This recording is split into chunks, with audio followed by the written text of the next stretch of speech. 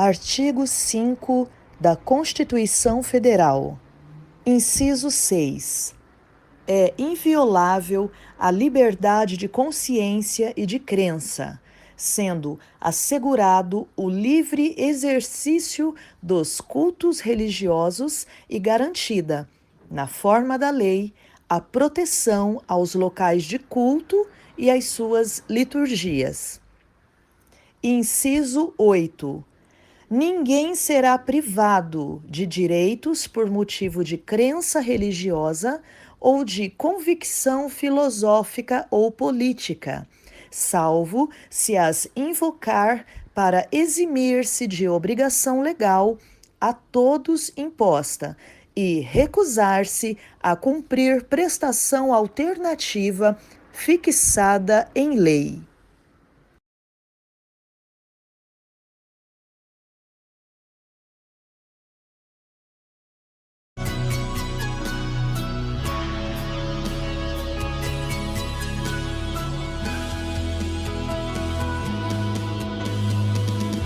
Levantarei meus olhos, olharei além desse monte.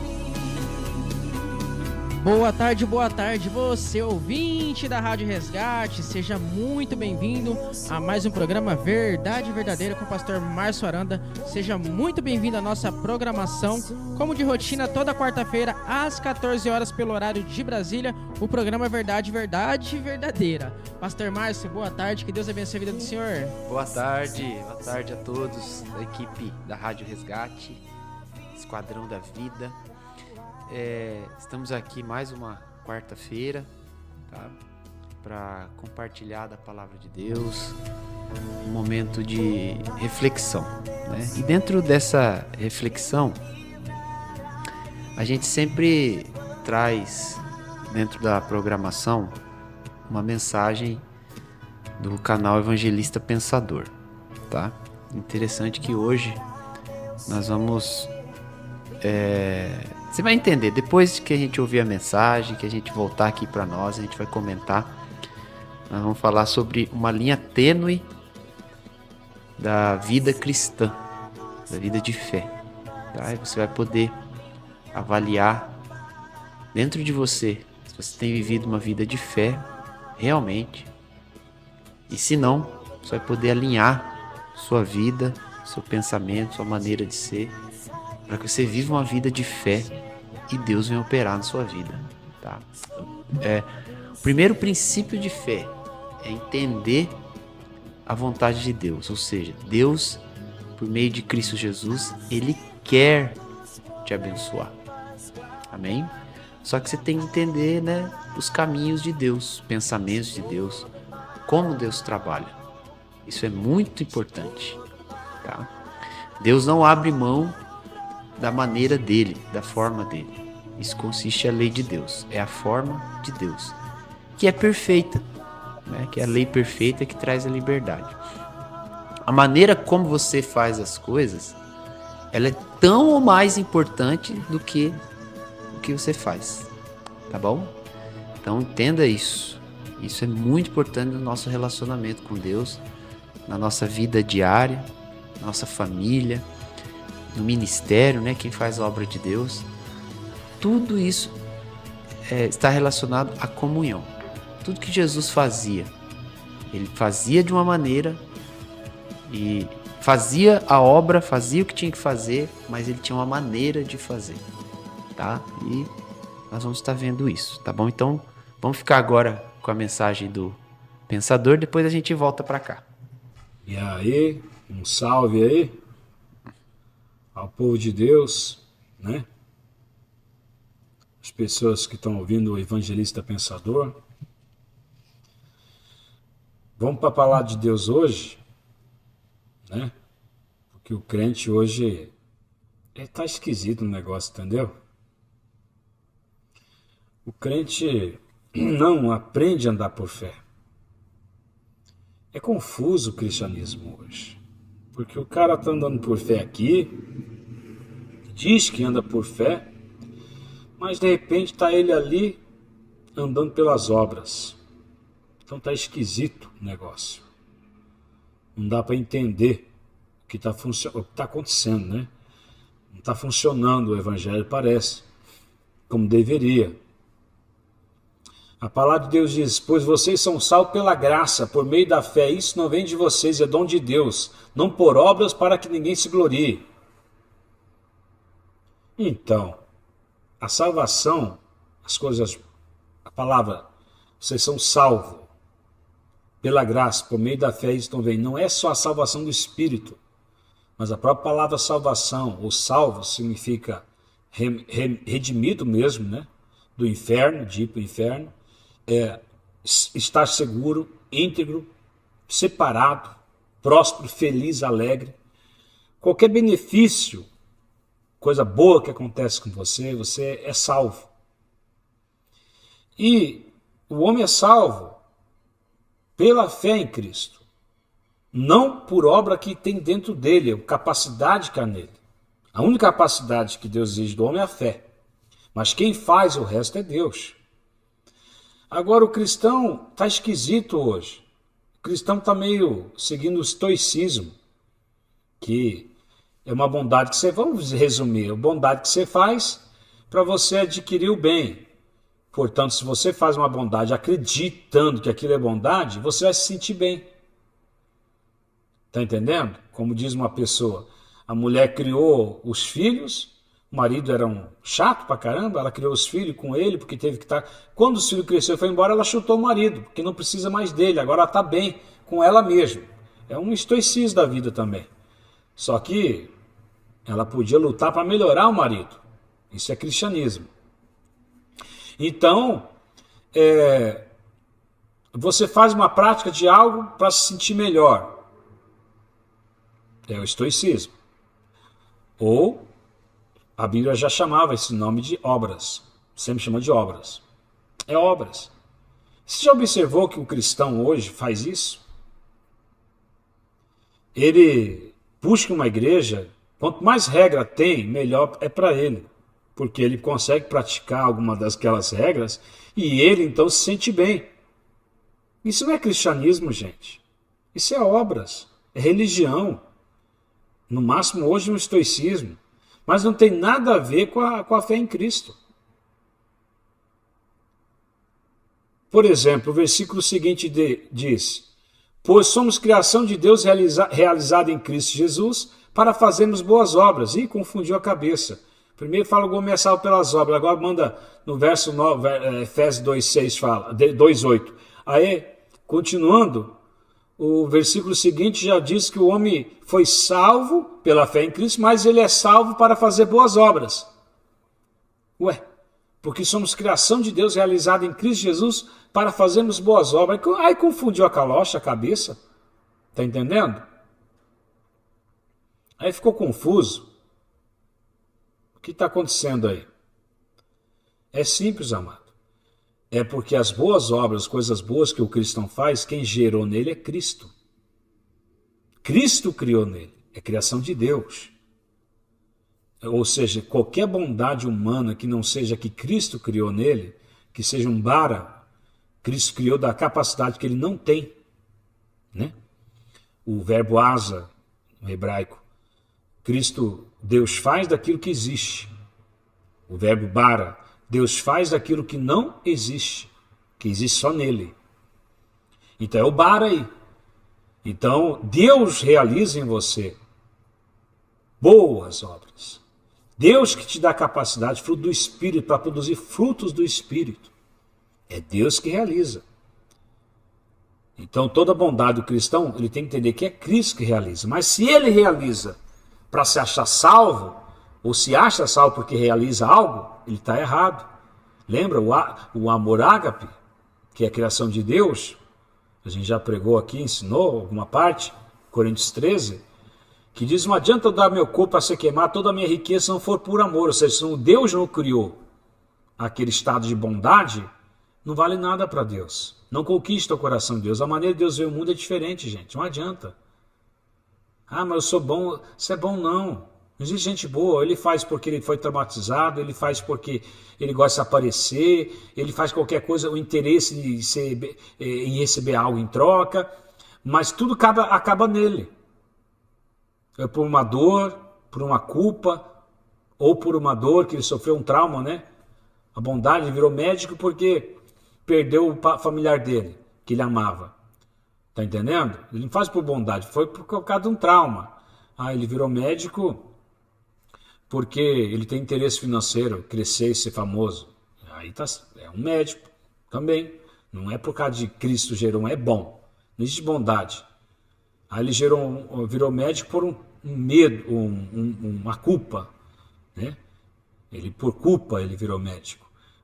Um parente dele e tal, ele fez uma brincadeira, bateu nas costas quando ele estava comendo uma carne, acabou a pessoa falecendo engasgada, ele não soube retirar aquilo da pessoa, aí ele vira médico, por culpa também. Então tudo acaba na autossatisfação, tem nada a ver de bondade, as pessoas não enxergam isso. As pessoas querem enxergar a bondade, não existe bondade de ser humano, gente. A não ser a bondade que o próprio Deus gera, cria. Você entende? Não existe. Existe bom com aqueles que você ama. Mas a própria Bíblia fala que o capeta cuida dos seus, né, vamos dizer. O homem mau cuida dos seus filhos. Né? Então, ama e dá comida e cuida e tudo mais. Então, a bondade não existe. O estoicismo engana a raça humana. Está dizendo que existe um tipo de bondade. Não existe essa bondade. Está entendendo? Agora você faz para se sentir bem. Isso é obras. Então se você, eu não vou cortar o cabelo, seguir uma igreja bem radical que usa isso, usa aquilo, aí você se sente bem porque você pratica, então por que você não domina teu pensamento? Domina teu pensamento quando você está sozinho, ninguém te olhando, ninguém te vendo. Aquilo que você pensa, assim que Deus te enxerga. Você é aquela pessoa. Quando ninguém está vendo você e você está sozinho, você é aquela pessoa. Você é aquela pessoa. Você entende? É assim que Deus te enxerga. Como eu quero me conhecer? Aí se você viu que você é uma pessoa ruim, uma pessoa má, aí viu? Agora um verdadeiro cristão, quando ele está sozinho, ele pensa no propósito de Deus, na vontade de Deus, no sonho de Deus. Está entendendo? É aí que ele se aprofunda em Deus. Se é de outra forma, meu amado, você fica tentado mais quando está sozinho, falta te buscar Deus, ter um encontro real com Deus. Falta realmente ter um encontro com Deus. Está afastado. A unção do Espírito se afastou da tua vida. Você nunca nasceu de novo. Você segue obras. Você segue o estoicismo. Mas não a fé em Cristo. Entende? Você faz uma prática na religião para se sentir bem. Isso está errado. É Cristo que tem que gerar a bondade em você. É como eu falar da minha pessoa mesmo. Eu, particularmente, detesto estar com pessoas, cuidar de pessoas, ajudar pessoas. Mas é o que eu mais faço. Há uma força dentro de mim que opera isso, que faz com que eu faça uma bondade, ame o próximo. É o poder de Cristo, meu amigo. Ninguém quer trabalhar com as pessoas, não. As pessoas é muito fedida, muito fedorenta nesse ponto. Isso é que nem mexer em merda. Só dá BO, só dá problema. Aí você acaba tendo que limpar tudo, a bagunça. Então, só um poder sobrenatural vindo do céu para isso. É fácil cuidar de quem está de boa, né? É fácil sair com um amigo que tem dinheiro. O difícil é você pagar a comida para ele, ou sair com ele e pagar tudo para ele porque ele não tem, tá entendendo? Ou mesmo é fácil você amar quem tem condição e que pode estar um status ou te dar vaidade, para se alimentar a tua vaidade.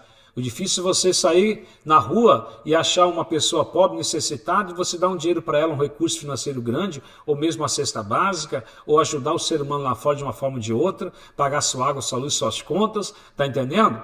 Isso daí é mais difícil. Isso daí, a não ser que você faça pensando que aí você, para se sentir bem, não pode. Você tem que fazer porque Cristo está operando em você, porque você ama fazer isso. E não para você se sentir bem fazendo. Está entendendo? Porque o servo de Deus, quando faz isso, ele na mente dele, não fiz nada mais do que minha obrigação moral. Estou feliz de estar fazendo isso para Deus. Mas esse coração transformado só Cristo pode dar. De outra forma é estoicismo, é obras. E a igreja está cheia disso hoje. Cheia de obras, cara. Tudo acaba no cristão, nele mesmo. A maior prova, sabe qual é? É o egoísmo. A autossatisfação, quer ver? Qual que as igrejas que têm crescido muito evangélica hoje? Ou as que trabalham com estoicismo, que trabalham dando essas obras, tá entendendo? De duas formas eles dão as obras. As duas igrejas que mais crescem, dois tipos de igrejas que mais crescem. De fé, no mundo. A que trabalha falando, ó, você fazer isso, fazer aquilo, você é salvo. Colocando um monte de obras para você, você fazendo, se achando bem por causa disso, você é salvo pela fé. Você quer acreditar em Cristo, Ele te salva. Independente das tuas obras. E toda obra que você fazer a partir de então é Cristo gerando em você, operando em você. Então é tudo a glória dele. Não sua. Isso é um tipo de estoicismo. O outro tipo de obras, que é venenosíssima, que tem mais um crescimento gigantesco na humanidade, que é a maior, está em números maiores de cristãos que seguem a igreja, e que as igrejas que pregam predestinação, que tudo está no comando de Deus, Deus faz o que quer, quando quer, é o maior número crescendo no mundo, que são os mais enganados, infelizmente.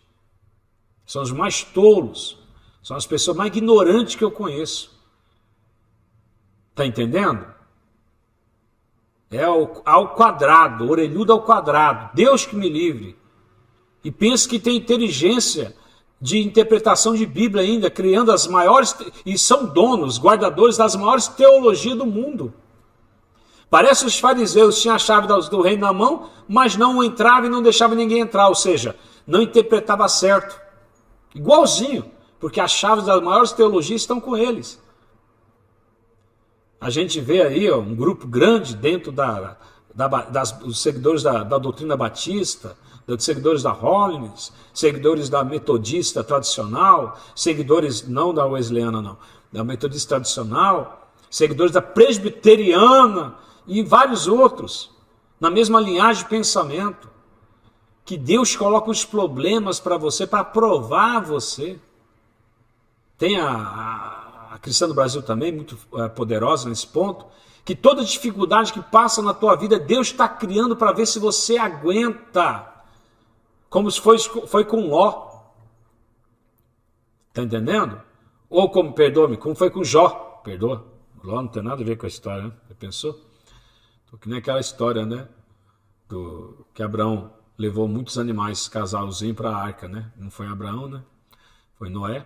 Então, aí como fez com Jó, a pessoa, ela pensa que vai chegar, o diabo chega e fala, olha, eu quero pedir autorização para você. Não, aquela discussão, e diabo tal, e Deus, e fala assim, ó, prova ele.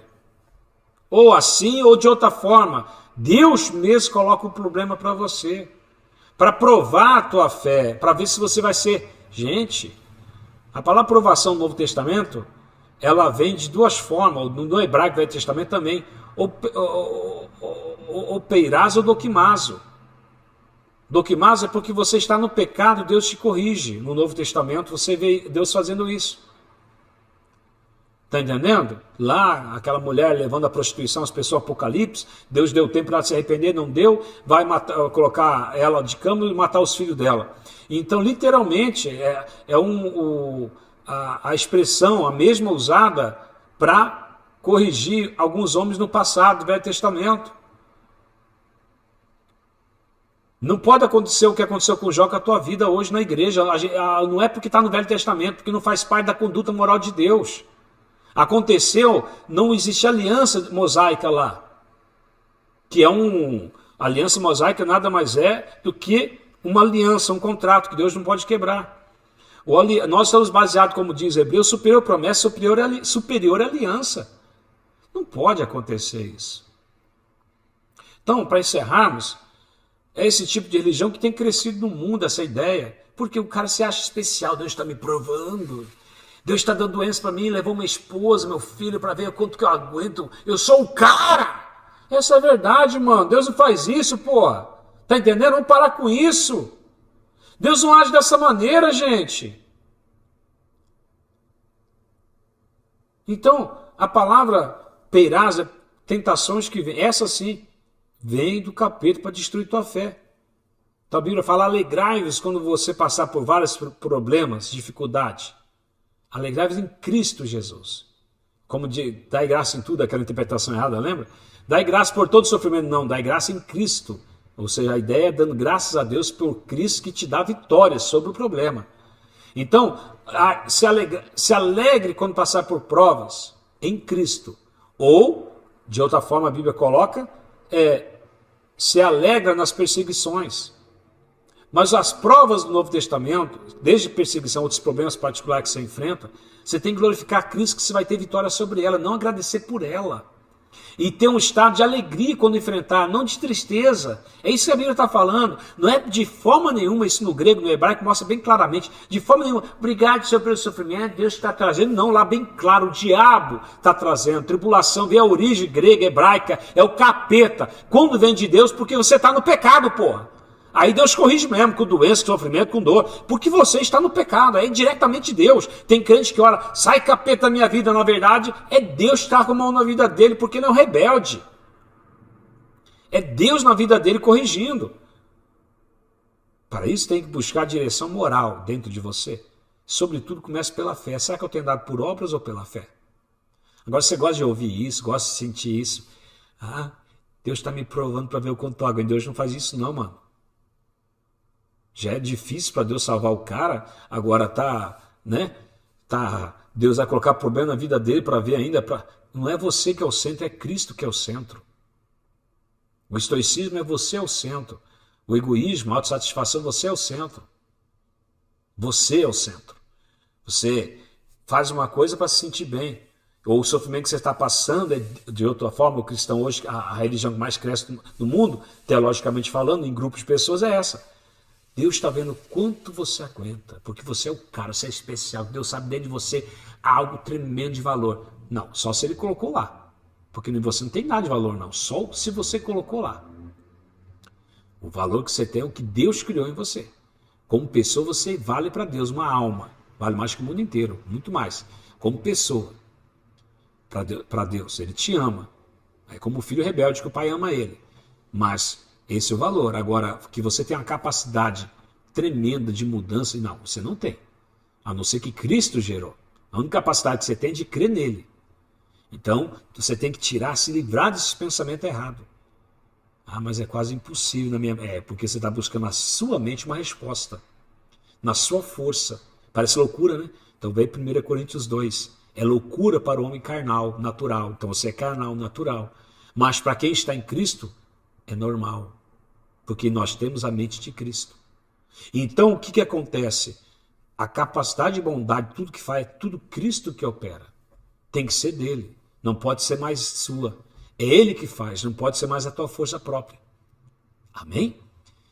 Eu espero que você tenha entendido um pouco mais a profundo esse versículo. Efésios 2, 8. Né? Começa lá do 6, 7, 8. Meditar bem. Entender em 9. Meditar bem em 10 lá. Meditar bem. Todo Efésios, entendê-lo, a compreensão que você tem que ter dele. Amém? Tem que entender de maneira profunda as cartas. Né? Então, você vai ler lá Efésios 2, até o 10, pelo menos, todo o capítulo, tá? Você lê lá. Mas o versículo diz, pois vocês são salvos pela graça, poder de Deus, graça, por meio da fé. O que te leva? A fé. E não vem de você. Isto não vem de vocês. Não é por obras. Amém? Não é capacidade humana. Eu quero dizer. É dom de Deus presente. Não por obras. Não por prática, estoicismo. Está entendendo? Para que ninguém se glorie. Porque somos criação de Deus realizada em Cristo Jesus. Olha que ele criou. Está falando do homem interior, sobretudo. Para fazermos boas obras. Ué, agora confundiu. Não, é o que eu falei antes. A criação que Deus fez dentro de você, teu espírito, vai fazer boas obras, as quais Deus preparou antes para que nós a praticarmos. Então, está embutido, é um código espiritual dentro do ser humano que aceita Cristo, que nasce de novo. O espírito humano é criado de novo, e ele recebe essa capacidade, a mente de Cristo, para produzir boas obras. Você está entendendo? O cara vai lá e dá um dinheiro para um pobre, para um mendigo. E aí, porque ele quis, porque ele sentiu dó, não porque Cristo operou no coração dele. Para Deus não vale nada isso, gente. Mas é o teu pensamento. Fazer o quê? É o teu pensamento. Eu estou falando a visão de Deus, não a sua justiça. Na justiça de Deus, quem nunca ouviu falar de Deus, não nasceu de novo, ele vai queimar no fogo do inferno. Infelizmente. Porque ele seguiu a Satanás. Quem levou ele para o inferno, levou para a morte, foi Adão. O piloto do avião, quando desce fecha as portas e se mata, suicida, mata todo mundo junto, tem que fazer. Da mesma forma, a humanidade levou o ser humano para o inferno. Deus não pode fazer nada. Não cabe em Deus salvar. Cabe Deus preparar a salvação por misericórdia. Não cabe também. Foi misericórdia dele preparar o caminho da salvação. Se você não acredita, se você, eu não creio, o problema é teu. Então está escrito em Tessalonicenses que aqueles que nunca ouviram falar de Deus vão padecer eterna destruição. E aqueles que não ouviram, mas não obedeceram, vão padecer também. O privilégio está aí para o homem ser salvo, que é o Evangelho de Cristo. Essa, eu não creio assim, você não crê, você não vê assim. Por isso que você tem que estudar a teologia de Deus, que é o ponto de vista de Deus para a humanidade, não da humanidade para Deus. Você não entende que Deus é limitado em algumas coisas, como salvar o ser humano que está seguindo o diabo. Deus não pode, não consegue, gente. É que você quer ilimitar Deus em tudo. Tudo que acontece de bom, de ruim, é Deus que faz na tua cabeça. Tá errado, gente. Mas vamos aprendendo com o tempo aqui. Não vamos ficar magoados, nem revoltados. Vamos aprender. Se você não crê, o problema é teu. É o que eu estou explicando a teologia da Bíblia aqui. A visão de Deus. Eu sou pensador nessa área. Aprendi isso. Amém? Penso nisso. Logo existo em Cristo Jesus. Aleluia. Que Deus abençoe a todos vocês. Que vocês possam praticar a fé em Cristo. Confiança nele, toda boa ação que você faz é ele que operou em você, através de você. Porque você segue Cristo, você tem comunhão com ele. Um abraço, Deus abençoe todos vocês. Amém.